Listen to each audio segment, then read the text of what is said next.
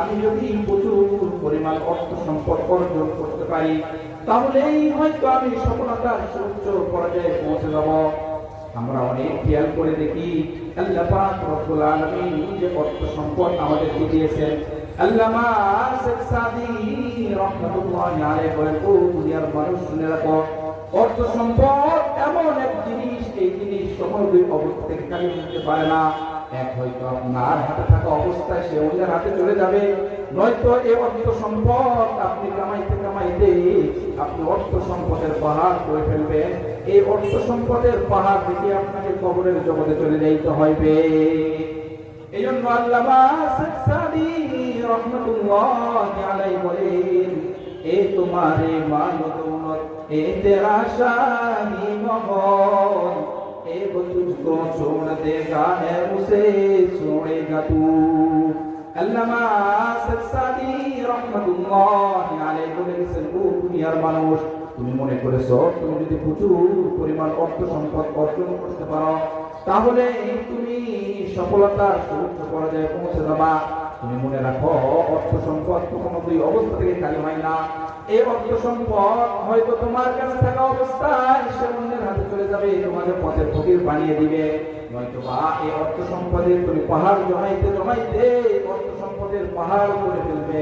কিন্তু আল্লাহ পাক রব্বুল আলামিন নির্দিষ্ট সময়ে তোমার নিকটে আজরাইল পাঠিয়ে দিবে। যে আজরাইল আসার পরে আপনাকে কবর জগতে পাঠিয়ে দিবে। আপনার এই অর্থ সম্পদ, পাহাড় পরিমাণ অর্থ সম্পদ দুনিয়ার থেকে আপনাকে কবরের জগতে চলে যাইতে হইবে।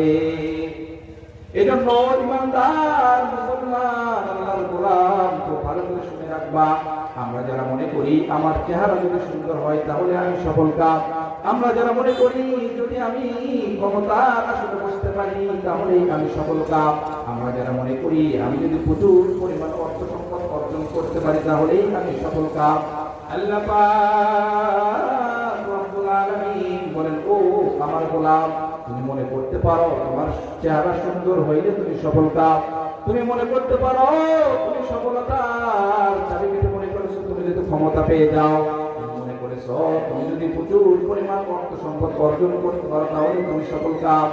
আল্লাহ পাক বলেন, ও গোলাম, না না না, এগুলার মধ্যে তোমার সফলতা নাই, তোমার সফলতা হইল আল্লাহ পাক রব্বুল আলামিন বলে, قد أفلح من زكاها وقد خاب من دساها।